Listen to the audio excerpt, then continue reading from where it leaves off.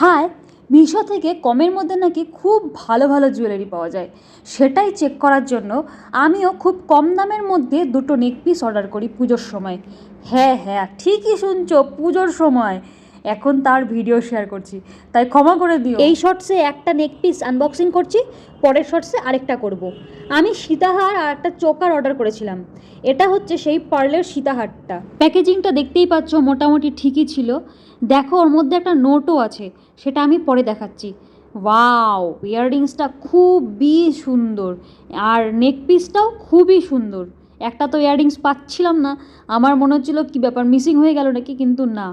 দেখো কি সুন্দর লাগছে ইয়াররিংসটা।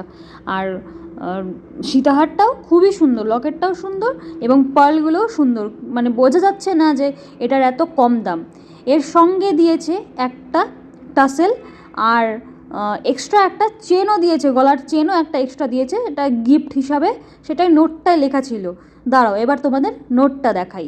যিনি সেলার তিনি লিখেছেন যে পরিবার সামলে এই ছোট্ট ব্যবসাটি করেন, রিটার্ন করলে তার লস হয়ে যায়, আমি যেন তার প্রোডাক্টটা রিটার্ন না করি, আর তিনি এই চেনটি আমাকে উপহার হিসাবে দিয়েছেন। যাই হোক, প্রোডাক্ট সুন্দর আর ড্যামেজ না হলে ফেরত দেওয়ার কোনো প্রশ্নই ওঠে না।